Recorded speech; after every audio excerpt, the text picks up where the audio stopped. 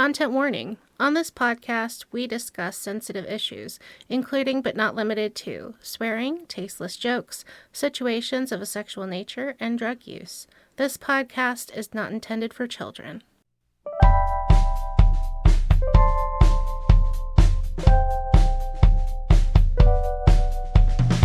Hello and welcome to BiblioWrecks, where we read the worst stories the world has to offer.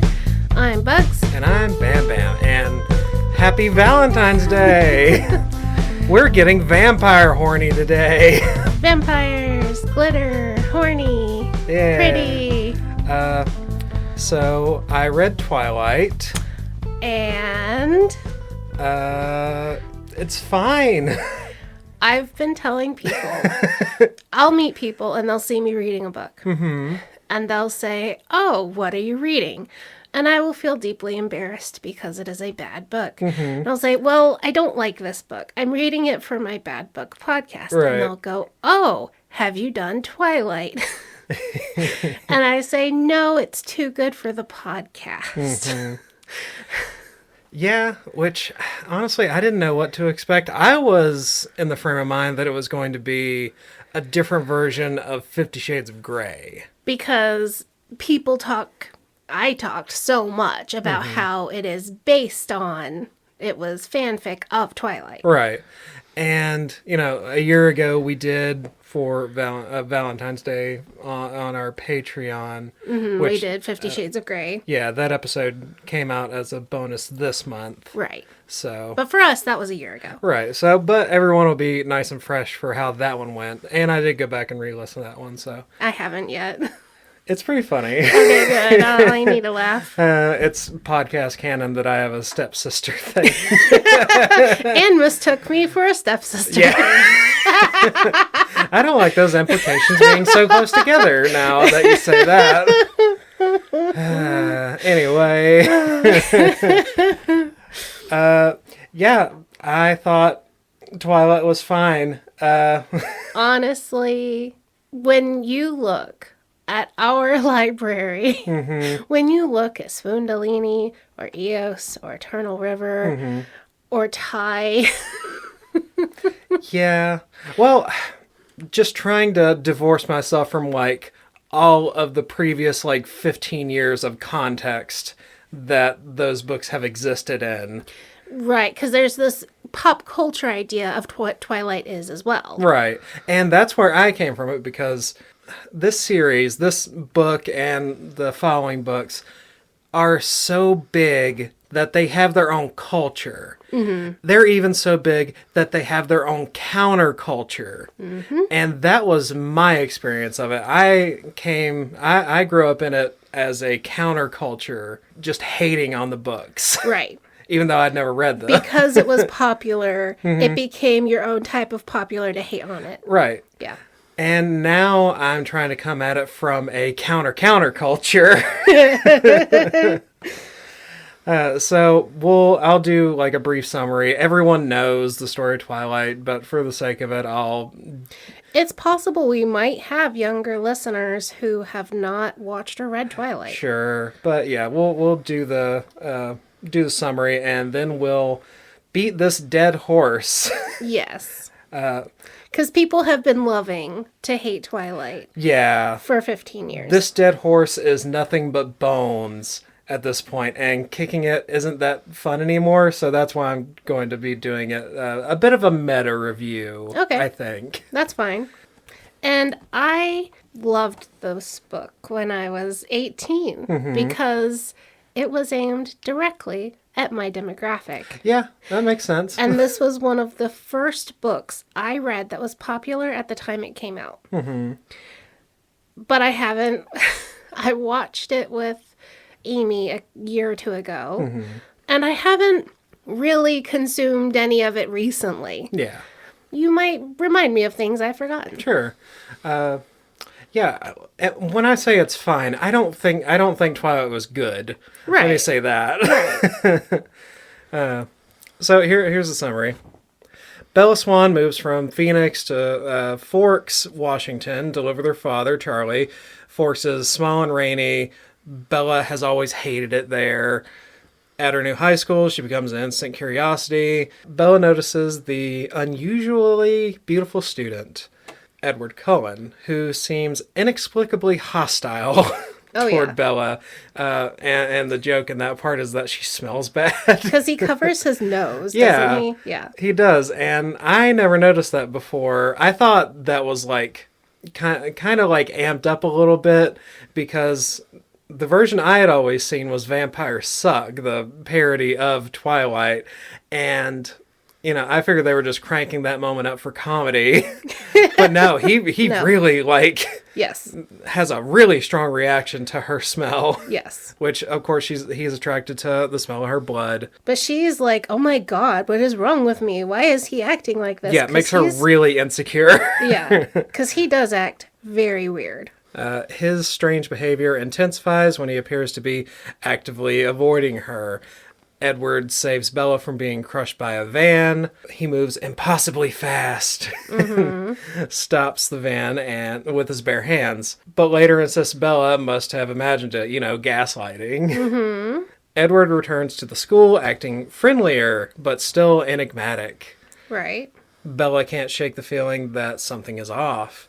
She hears a local legend from Jacob, a family friend from the Quaalude Reservation. Jacob tells her that the Cullens are rumored to be vampires, so she researches vampire myths and connects the dots. She confronts Edward. He admits that he's a vampire and warns her about how dangerous he is. This is the skin of a killer, Bella. Which has its own, stickers for your car cult on Etsy. So despite all the warnings, they confess their feelings for each other. Edward reveals that Bella's blood is uniquely appealing to him. Him specifically. His personal brand of heroin, I think is the quote. Yeah. Bella and Edward begin a romantic relationship. Edward takes her to a secluded meadow where he shows her his true form in the sunlight. Which is glitter. Yeah, sparkles like diamonds. He tells her his family's vampire lifestyle, which is they're basically vegetarian. They drink animal blood. Which I find the phrase vegetarian for the consumption of animal Yeah, it's exactly blood. A misnomer. It is exactly wrong. I don't understand why they couldn't have found a different word for that. Well, it's just the equation of... this is a unsatisfying lifestyle because it's the popular thought that being a vegetarian is a very unsatisfying lifestyle. I know why. Right. I think it was dumb. No, I agree. I know why they chose vegetarian, but it's exactly wrong. So Bella meets the rest of the family. Carlisle, Esme, Alice, Jasper, Rosalie, Emmett. Most of them accept her, except for Rosalie. And also Jasper is just weird, which I feel like universally everyone thinks that Jasper is weird. Well, he is weird because he senses emotions. I thought the main thing was that he was like a younger vampire and he's like on edge trying not to eat all the humans that are around. He has less self-control because he feels everyone else's cravings. Right. He gets 8 doses of cravings a day. I never thought of it from that metric. Yeah, later on they talk about how he is younger in years of vampirism, but he also has to deal with everyone else smells blood. He smells it 6 times. Okay. And he feels their emotions ricocheting between each other. So he's having the psychic equivalent of a rock slide every time anything happens. Okay, so that's why he's like always on edge. And so then he senses like Edward's fear over Bella got a paper cut, and then he reacts to everyone else, and then he's also like, I can't control myself because all of this is overwhelming. Yeah, honestly, I can relate. That's how I feel like with like any kind of social situation with more than 4 people, so I get that. Yeah. He might be my favorite character now, actually. Edward explains how difficult it is to control his desire for Bella's blood. Yet they grow closer every day. Hop on, little spider monkey. Also, they changed that in the movie because in the book it was hop on, little coward, which I felt was weird. I've never once felt the need to call a girlfriend a coward. But also changing it to spider monkey is really hilarious. It is very funny. It is very, very funny. Edward invites Bella to watch a family game of vampire baseball. The game is interrupted by the arrival of 3 nomadic vampires, James, Victoria, and Laurent. The French vampire, I think Laurent. Is it Laurent? Laurent, because it's French, and he's from New Orleans. Okay. But also, he was white in the books, and they had to have a fight with Stephenie Meyer to have a single black vampire. Really? Yep. She's very racist. Oh, well, I mean, yeah, it kind of tracks. Yeah. Especially with all the Mormonism and racism. Mm-hmm. Yeah. On that same note, also, the Quaalude people, she doesn't give them, like, really any credit. Like, honestly, she should have paid them. And, no. She used their lore for her stories and then just shit all over them. Yeah. And there's a Twilight group on Facebook that's huge. And every year they do fundraisers and send the money to the Quaalude because we love the stories. And everyone's like, this was really shitty of her to do. Yeah. Yeah. And then they got all this tourism and unwanted attention, and it didn't benefit them. Yeah. Okay. Charlie's hot.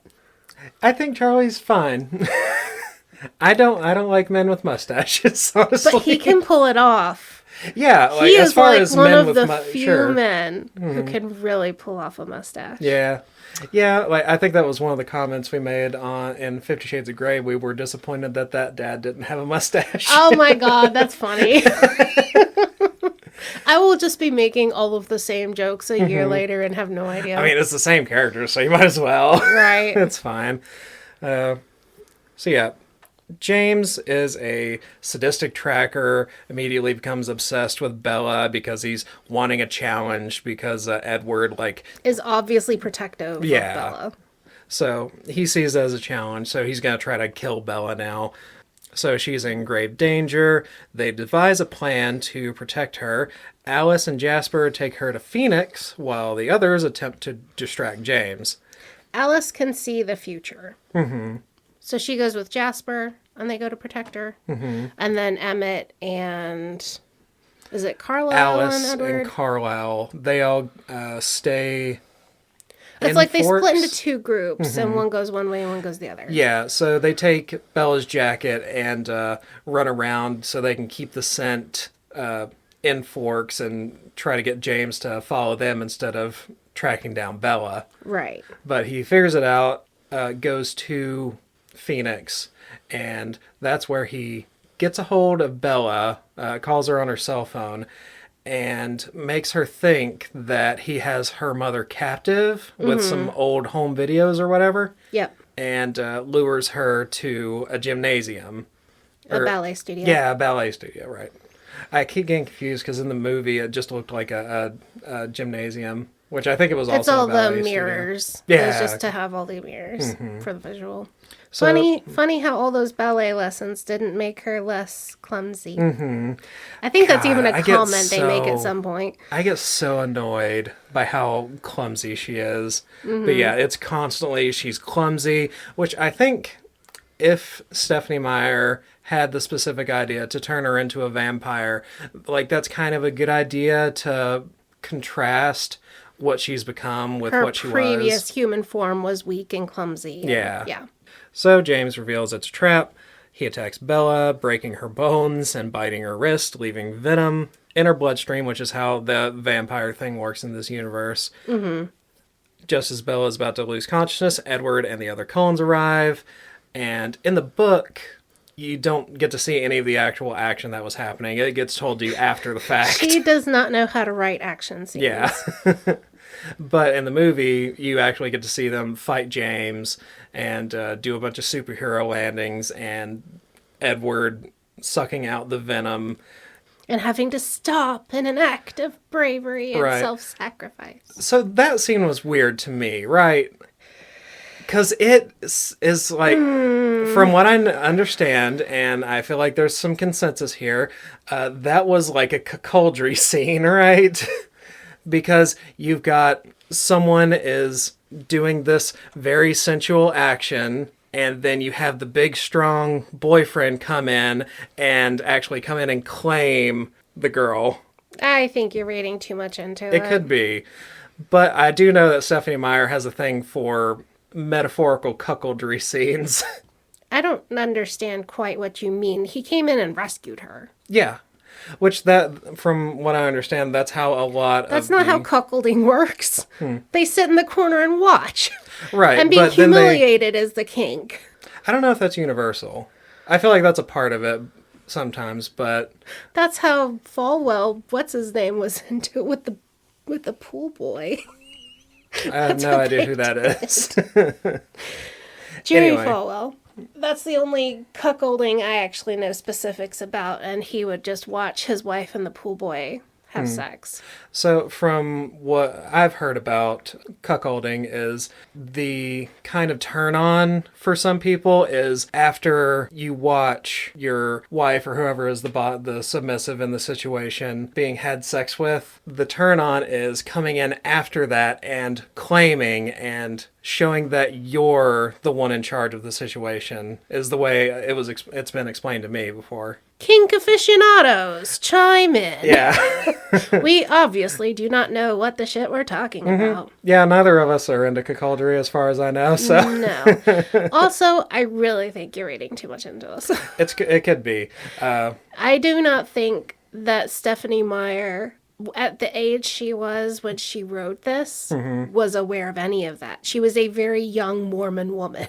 She had read Anne Rice and got excited, but we can't have sex, and we cannot have, Lestat or gayness. She needed to make a Mormon Anne Rice, Right. basically. I do not think she was capable of having that complex of a thought. I think I disagree. Okay. There's a scene from one of the other books or another movie later in the series where it's Jacob, Edward, and Bella are all in a tent. Right. Jacob is warming up Bella's body with his body heat. Yeah. Edward can't do it because he's too cold. And the entire time he's reading Jacob's mind Yes. and reading all of those. That, I would agree, could Yeah. be an example of that. And also, she had gained quite a lot of exposure and experience by the time that she time, got yeah. to the later books. Yeah. Yeah. Pretty sure there was a gap of time between the first one and the other ones. Okay. Well, I mean, it could be. I could be reading too much into it, so. They save the day. They kill James. Yeah, they choose not to let Bella turn into a vampire because Edward wants her to live her life. They go to prom, and then at the end, Edward breaks up with her. He abandons her. Yeah, Yeah.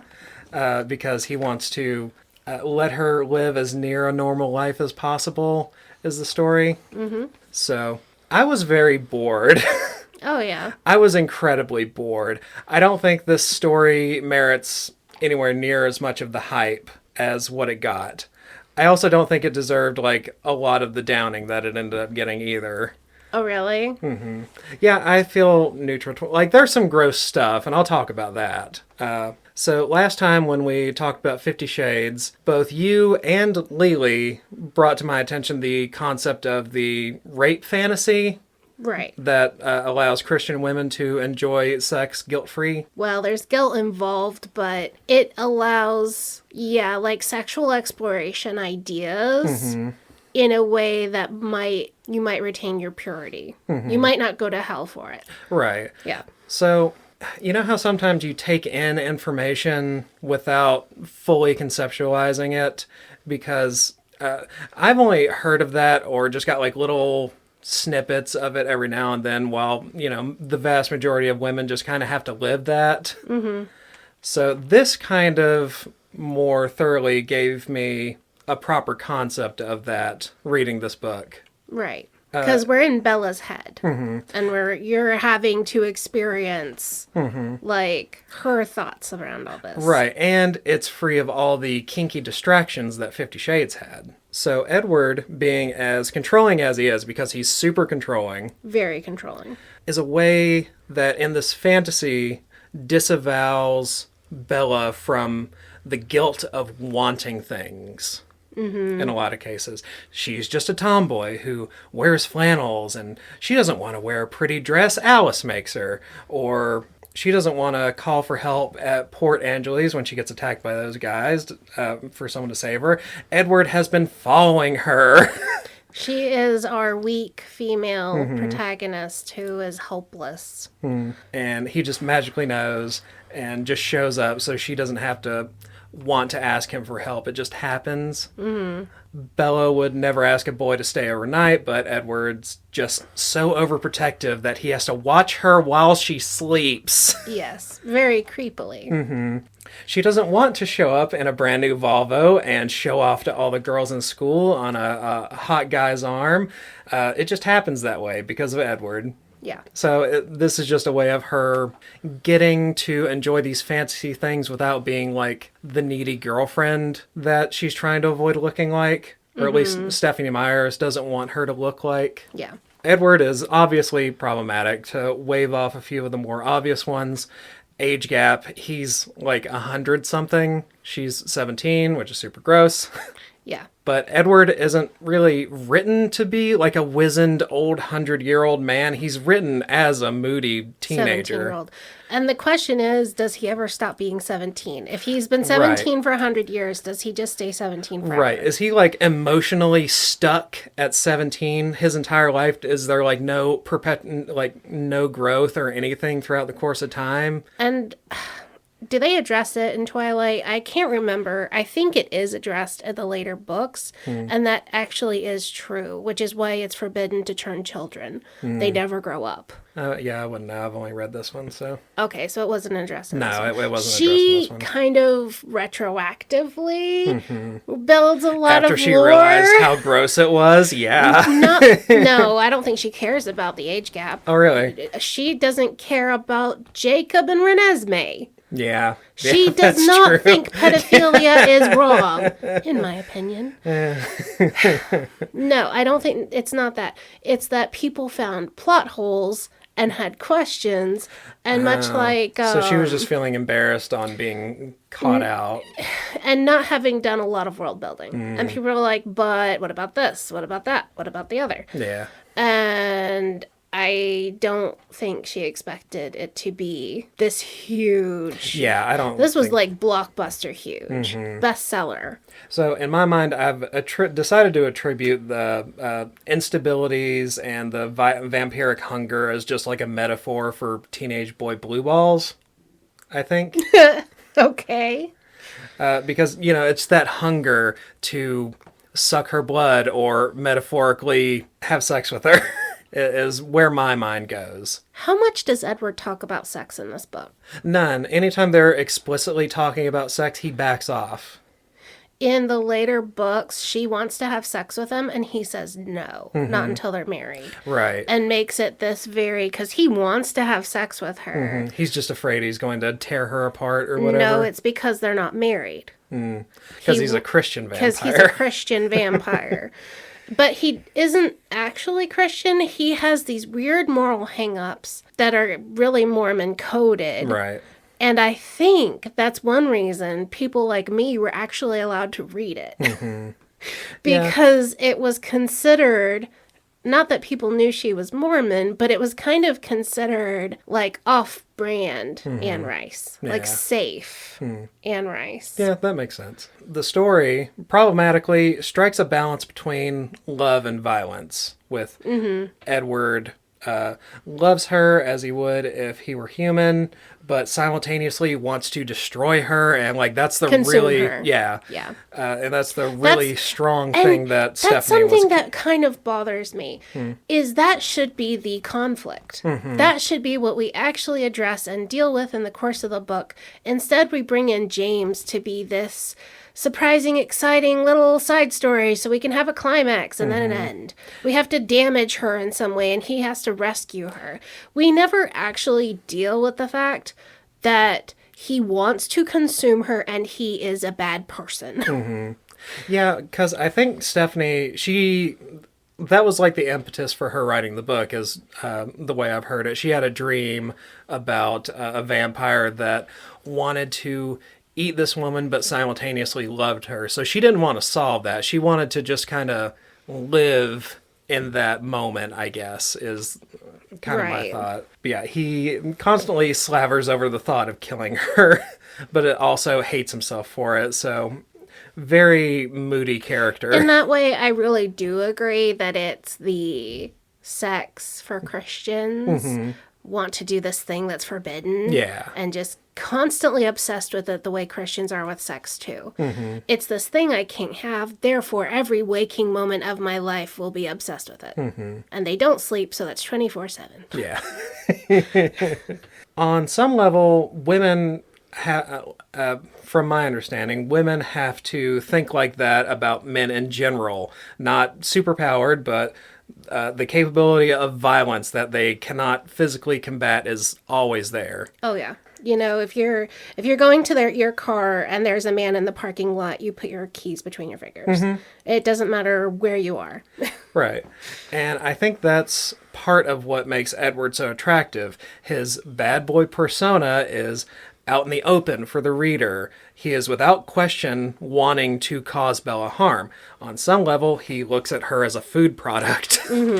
He's also a victim of his nature. And it's just that same Christian, I was born this way, I'm evil, God saved me, I'm better, but oh, I still struggle with my sin. Same bull crap. It's not, you're just a person and you have struggles. Well, it's also that contrast. Like, you have all of this, he wants to kill you, he wants to eat you, like literally consume you, but also he's not doing that because he loves you more. And I think that's the part of it. And that's like thoughts. Christians saying, you know, if I wasn't a Christian, God help me, I'd be in prison. And it's like, oh my God, what kind of person are you? But yeah, it's love versus hunger, and that's kind of compelling. I can get behind that story-wise, right? Can you put yourself in the head of an ugly, fat 18-year-old girl and imagine how much she would love this character who suddenly has an obsessive boyfriend who thinks every little thing she does is amazing and fantastic, and she doesn't have to try. She doesn't have to work for it. She doesn't have to curl her hair or go to the gym or put on makeup. Yeah. He loves her exactly the way she is and is obsessed with her. Yeah, and that's kind of what makes this story actually bad. Is that it gives young girls, because this is kind of targeted toward a younger female audience, it gives them the impression that controlling behaviors mean that they love you. Yes, that this obsession equals love. It's not, I've lost the word. Where is it when they follow you around? Stalkery? Stalking. It's not stalking, it's sweet. Yeah, he's keeping an eye on you because he loves you. And then it pays off for him because she almost gets attacked by randos in a city. And he saves reinforces that idea, so she's never going to question it. Yeah. So, real gross. But yeah. What I can't get behind is how terrible these characters are. Not poorly written. No, they're written, like, true to themselves. But they are actively bad people. Yes. Yeah. Every bad thing in the story is Edward's fault. He's breaking all the rules in a selfish desire to date a girl. He manipulates Bella, lies to her, is way too controlling of her, doesn't consider her feelings a priority, like when he's driving 100 miles an hour down the road for like no reason, and then she's just like, stop, this is making me uncomfortable, and he's like, So yeah, this guy sucks. He's the worst. Do you remember the Team Jacob versus Team Edward stickers and pins that people would wear? I was in high school when that was like at its peak. Yeah. And I remember So many girls obsessed. Yep. They did not have a good time in high school. Bella, throughout the story, becomes a worse person. She starts lying, manipulates and toys with Jacob's feelings, destroys her dad by using the same biting words that her mother used when she left. But at the same time, she's just a teenager. She's kind of supposed to suck, because that's just kind of how teenagers are. She's still learning things and doesn't fully understand the full ramifications of the things she does. I know there are a lot of Charlie stans out there, but... He makes some mistakes, too. Yeah. He isn't a great dad. He's trying his best. His best just kind of blows. Honestly, her mom really sucks, too. Oh, yeah. She's much worse, honestly. And she was parentified by her mom and had to take care of her mom. Yeah, so when she comes in and starts living with Charlie, she's immediately taking care of all the dishes, cooking all the meals, and I was like... taking care of him. Yeah. And I was like, that's not normal. Yeah, because he's been taking care of himself just fine. For 2 decades now. Yeah. Or however long. Yeah, very strange. I think that also increases why she's enamored with Edward. Yeah. She has had to care for the adult in her life, and she finally lies to her mom and says she wants to move to Forks so that her mom can tour with her stepdad in his baseball career. Yeah, she's seeing herself as this hang-up to her mom's life. So every adult in her life has let her down, has expected her to be the adult, and they get to do whatever the hell they want. Suddenly, there's this person in her life who wants to give her everything, take care of her, wait on her hand and foot. And if she's been feeding herself and her dad for 6 months, and before that was feeding herself and then having to make her mom's appointments, make sure her mom ate dinner, remind her mom to get her keys and her phone. Of course, the new boyfriend who is obsessed with you is the white knight who comes in to rescue you from having to be this servant to everyone else. Like, she comes in expecting to have to, like, buy her own vehicle so she doesn't have to walk 2 miles in the rain to school every day. But is surprised when her dad buys her a truck. Right. Very sad that is what Stephenie Meyer thinks is a normal teenage girl.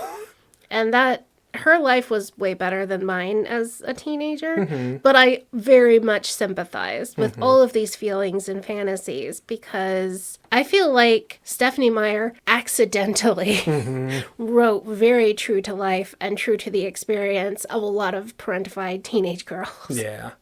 And their experience of first gross boyfriends. Yeah. God. You know who I found the most interesting character in the entire book? These ads and sponsors! Yeah, it's actually a good time for ads. We should do that. 36 minutes. You don't know, but we have forks in our ads. But they're not in Washington. Buy forks. It's forklicious. Cutlery. Ads. Hello, bad book loving friends. Just updating our socials. We're on Blue Sky now at bugs-bibliorex.bsky.social. We have a Substack at Bugs and Books, and the profile name is Bugs at BiblioWrecks. And of course, our website, BiblioWrecks.com. Drop us a message and check out the content that Bugs works on. She's really good at the social stuff. And let's get back to that bad book. And we're back with Sporks. Is Jacob a spork? No, who's bisexual in the story? That's the spork. They're not allowed to be bisexual. Well, I can have my personal fanfic, okay? I'm trying to remember if there's even fan theories. I mean, I know there are, like, Jacob x Edward fanfics, right? Oh, there have to be. Yeah. So surely there's someone who's written about one bisexual closeted character in the story. But yeah, before you pivoted my next line, I thought you were leading us into ads, actually. it did sound like that. It sounded exactly like an ad read. It was well timed.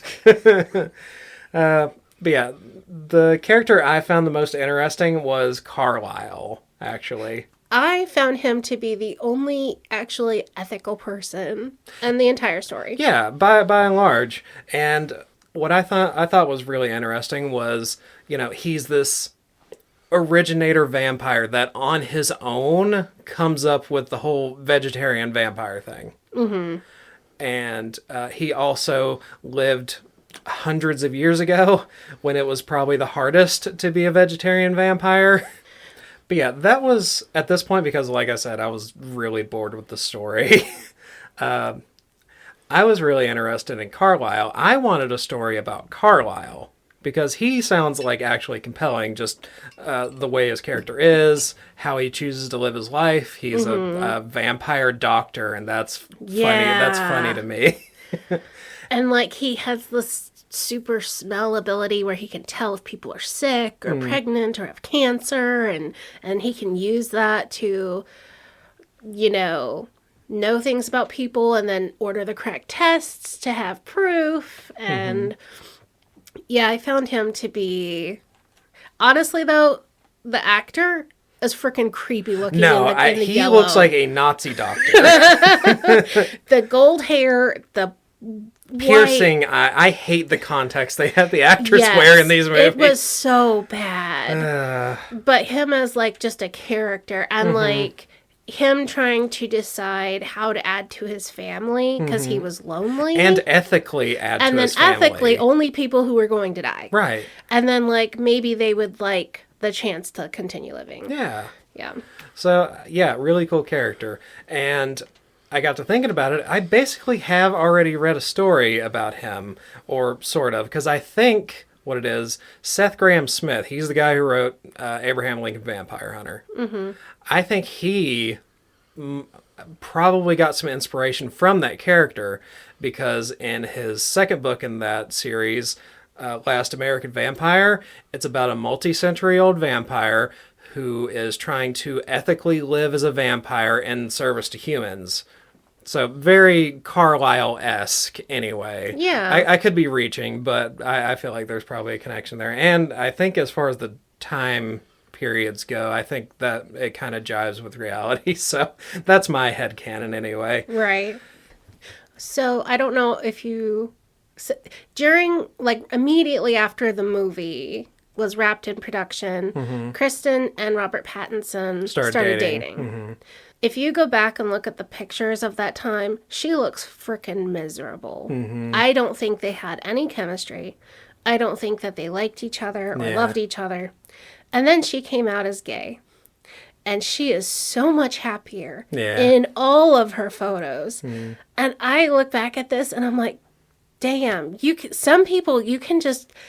the light is out of their eyes and they are so sad, and then they become true to themselves and it's like a whole different person. Like she cut her hair and she came out and she's just like a different person. Yeah. Do you think there was like some pressure from like the marketing or something of the movies and stuff like that? Because she basically lived that universe for years. It wouldn't surprise me.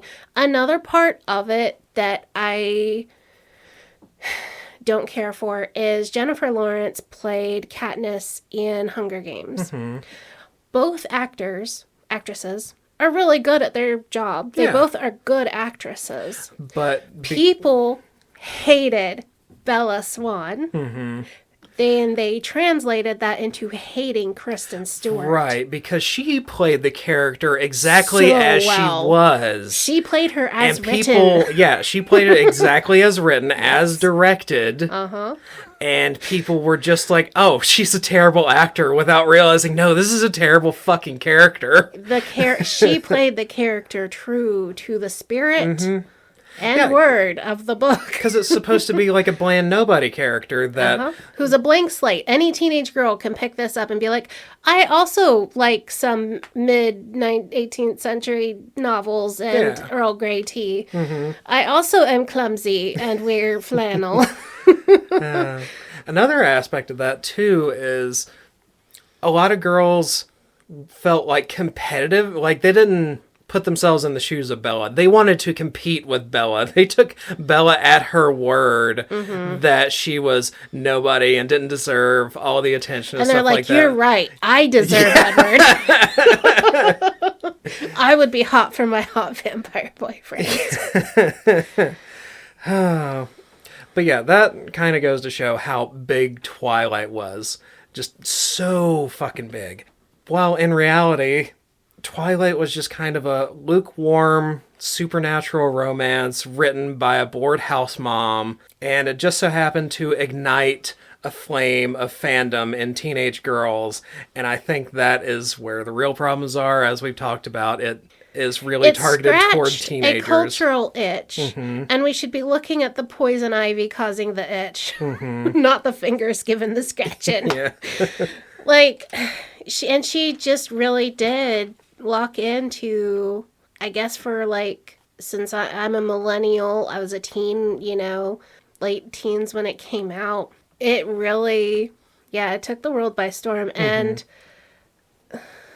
it was really... The marketing was really good too, though.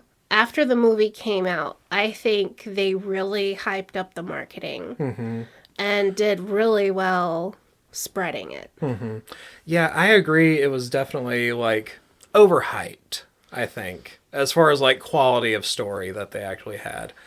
But I feel like the backlash to it was equally overhyped. Because if you think about it, there are a lot of stupid boy movies. You know how many Fast and Furious movies there are? Motherfucking 9, 10, yeah. And they are 10 times stupider than any of the Twilight movies. Didn't they go to space in the last one? Probably. I refuse to watch them. But it seems like a lot of people have a special kind of hate for media that is marketed toward teenage girls. That teenage girls like. Yeah. It's similar to this reaction against pumpkin spice lattes. Right. You take something that white middle class girls like, and now it is popular to just hate on it just because of who likes it. Right. And it just feels like a weird kind of societal misogyny. In one way, I understand that it's media where the target demographic is teen girls, and it's media that romanticizes a lot about toxic behavior, like stalking. When it was written, she probably wasn't expecting to create a cultural icon that was going to be responsible for how the upcoming generation of young women were going to view romance. Right. So I have a hard time giving her too much shit. But at the same time, she made millions. Oh, yeah. Millions off of this property. Yeah. So she's in some amount culpable for a lot of the morality and stuff that comes out of these media. I think also she did receive some backlash. And that's why she doubles down on Edward won't have sex with Bella. They have to get married. She has to turn 18. Yeah, it has to be her version of morality. Morally correct behavior. Yes. You kind of look like a Jacob with a beard. God damn it. You know how many years I've spent being compared to Jacob?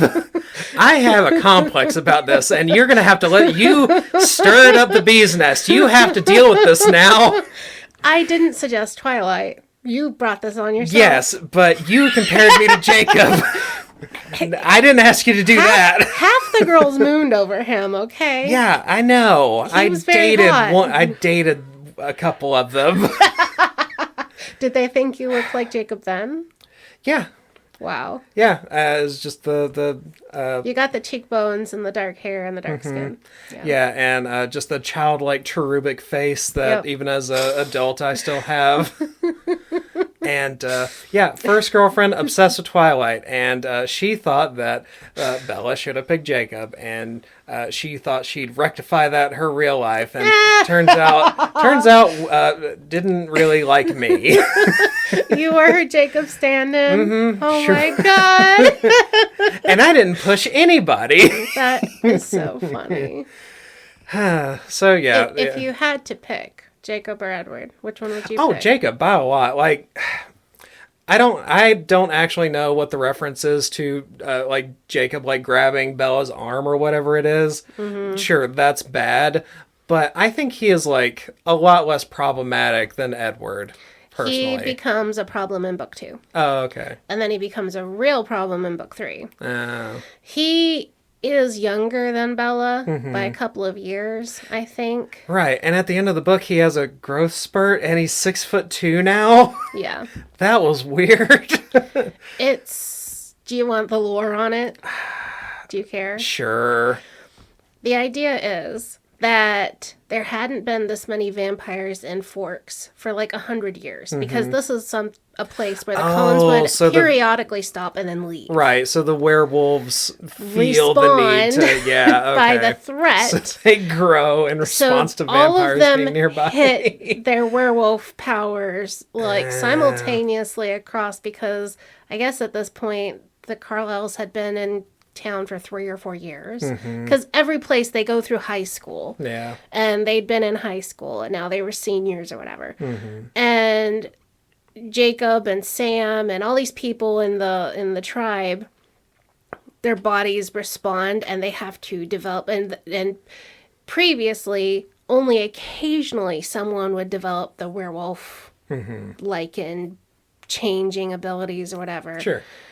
But because other vampires were coming by, like James and Victoria, and so it's like all these other vampires are also coming around. Yeah. And that's why they get the super growth hormone shot. Also, she is not patient. She cannot write people the appropriate age or just be patient for them to grow and let time pass. Stephenie Meyer, everything has to be done now. We cannot let Renesmee grow into an adult. We have to turn her into an adult in 6 months. Yeah. Let's save Renesmee. We might visit that one later in the future. What if we just did that, like, for Valentines? We read a Stephenie Meyer book. Or read one of the Twilight series. They're not romantic. This one is romantic, kind of. Like, because you know the phrase, it's still a better love story than Twilight. Yeah. And people have been using that for a decade. Honestly, shoot, what book do they get married? Is it book 3 or book 4? I know it was Breaking Dawn Part 1. I'm pretty sure. Because the second is her and Jacob. Yeah. It's been a long time since I read all these. Yeah. Well, we've got like a year to think about it, so. Maybe you can convince me. Maybe we'll come back and we'll discuss Bella and Jacob. Yeah, we might find a better one that we want to do for Valentine's Day. Honestly, if Bella had had any chemistry with Jacob, I would have said pick him. Yeah. Well, she clearly doesn't like him. Not romantically. Right. She likes him like a brother. She does not have any romantic feelings for him. And I feel like he's just the kind of steady Teddy option. But he's actually pretty dangerous. Yeah. And he encourages some really bad behavior in the second book. She has fantasies where when she's in danger, Edward comes into her head and says, Bella, stop, you'll get hurt. And that's the only way she can access feelings of love about Edward. So she starts like cliff jumping and motorbike riding. Forcing Edward to interact with her. And forcing this mental hallucination to help her cope with her intense depression. Yeah. You know what's really funny is you never mentioned Mike, and he loved her the whole time, too. I just don't He's like a dweeb. Mike. Nobody likes Mike. Look, Bella, a worm! Yes. Yeah. I hate that character. I feel also like Bella's given a false choice. She doesn't have to pick either of them. Right. She can just choose to be alone. She could have... She probably should have just gone with someone else, or not...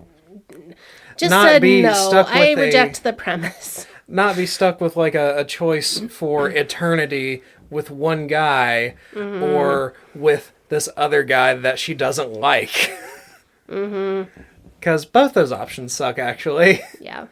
So as far as like the writing quality, I think it's decent to good. Like, it's I mean, not... compared to the stuff we regularly interact with, it was fine. It had editors. Right, like... It was cohesive. It grammatically made sense. fine. Doesn't, like, repeat prose over and over again. The prose are fine. Like, I feel like the dialogue is pretty weird, but, dialogue's also just kind of hard.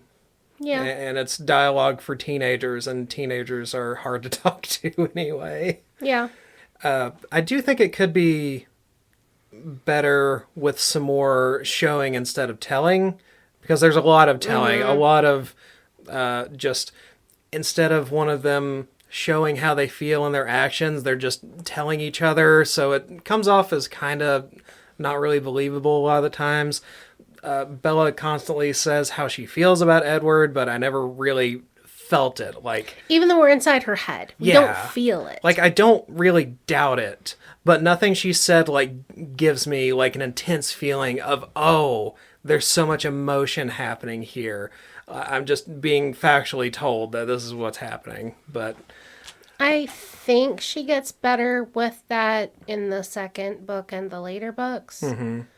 But everyone also makes fun of her for, you can never show an action scene. Like, even I think they have, like, a final battle in one of the books. Mm-hmm. And it's completely war. Skipped in the book, and we see it in the movie or something like that. Like, multiple times that happens, where she just skips the thing that happened because Bella got bonked on the head. Mm-hmm.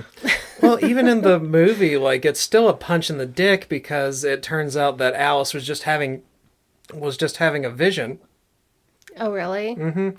Like the big battle with the Volturi, and the vampires and the werewolves team up to fight them.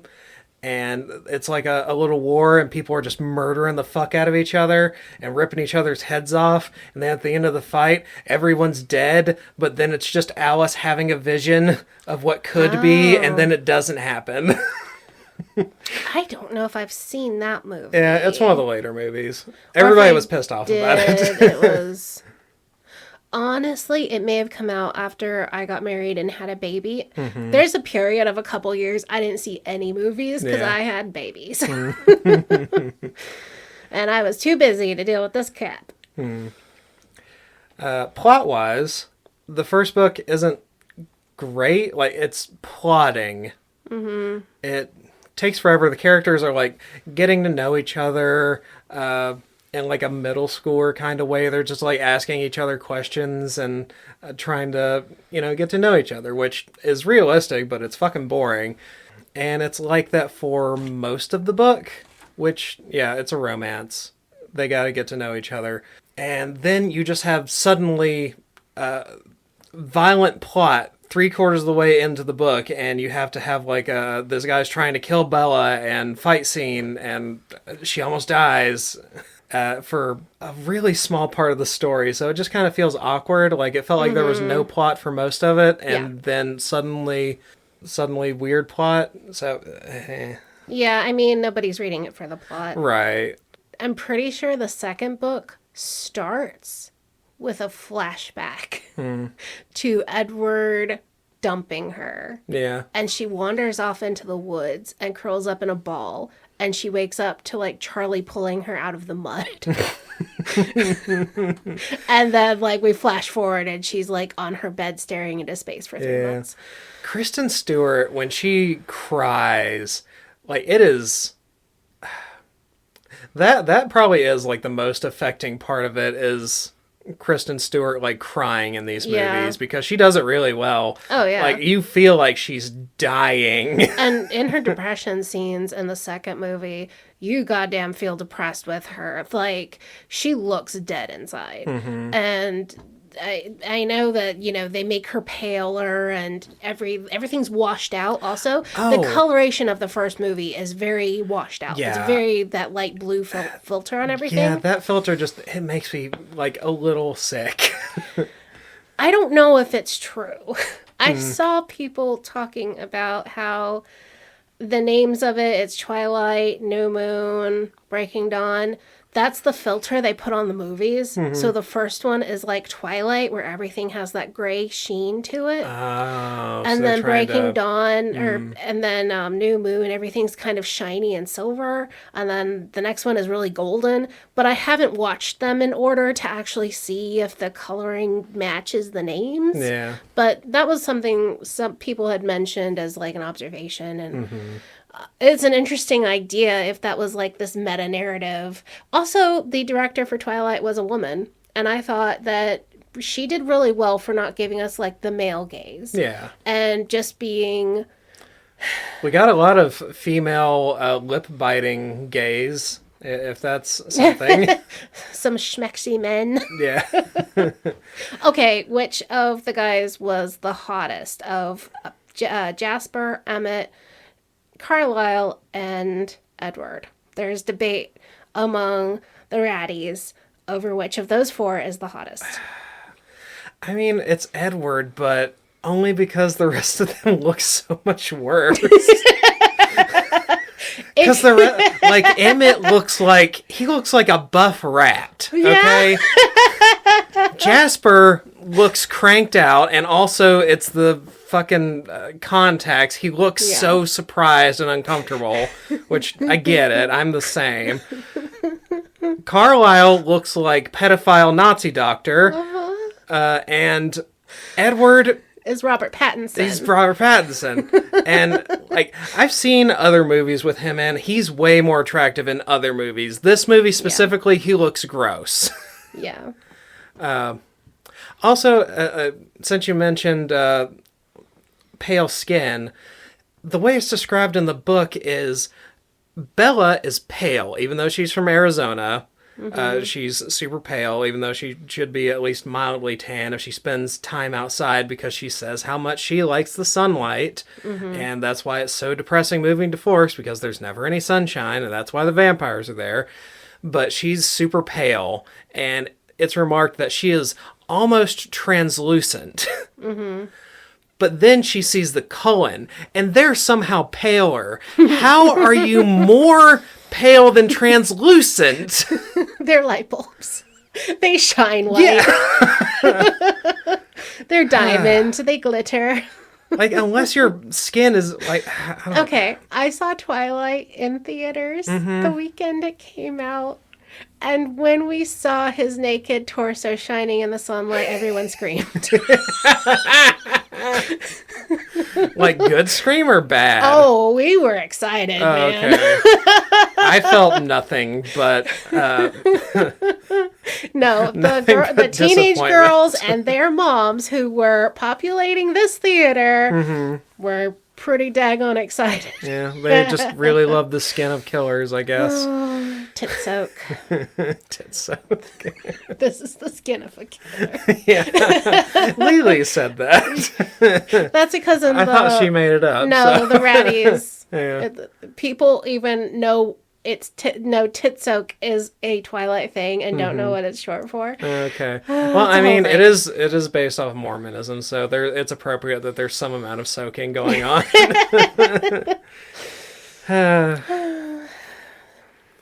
What grade do you give this? Not so bad. I give it a B. I give it a B. Yeah. Like, it's fine. Overall, the book was boring, but not like egregiously so. Independent of the hype that exists around it, I give Twilight a B. Sorry to everyone, it's just isn't that bad. It's not as bad as you think it is. I'm sorry. And it's not as good as we remember it to be. Sure. I would have remembered it being worse if I had read it prior to now, so it's probably best for the sake of giving it a fair shot that I waited. And I haven't reread it in all this time. I'm going off of memory and how I enjoyed it when I was younger. Also, Amy and her friend group, not into Twilight. One of my coworkers' daughters into Twilight. Really? Because she's into Jacob. She's Team Jacob, and it's 20 years after the fact. Amy was like, I want to watch Twilight. And I said, you have to read the book first. Because I'm trying to encourage reading. And she got one page in and said, "This is boring, no." And I was like, well, shoot, that failed. Fine, we'll watch the movie together. Yeah. Watch the movie. This is boring. And I was like, well. I mean, it is pretty fucking boring, to be fair. And she's really into manga and anime and other it just doesn't storytelling appeal to her types. specifically. Yeah. So, yeah. I'd give it a B. B for meh. Yeah, B is meh. Yeah. Right. Usually C feels like it should be meh, but usually C seems like a positive grade when we give it. Oh, yeah. Compare it to the other stuff we do. And, I mean, this is somewhat problematic for the reasons we laid out, but it wasn't pro-genocide. It wasn't morally repugnant to the level some of our other stuff has been. It was... It doesn't make you need to go scrub your skin with bleach in the shower. It was inadvertently gross, because I don't think that it was intentionally gross by Stephenie Meyer's perspective. And we have read books where the misogyny is so far beyond this that we can't even look at this as more than mildly gross. Yeah. But I think our meters are broken. Yeah, they're pretty busted. But I'm sure we'll find something worse. Oh, yeah. We will return with worse stuff in 2 weeks, folks. Yeah. If you think that we should have given Twilight a worse grade, go and listen to our back catalog and think ruin your from life. our perspective, Yeah.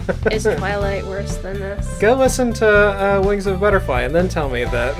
Or Twilight make sure said you that. pay attention to the warnings on that before you do. Because, Oh yeah, if you're not into that, go listen to Ty.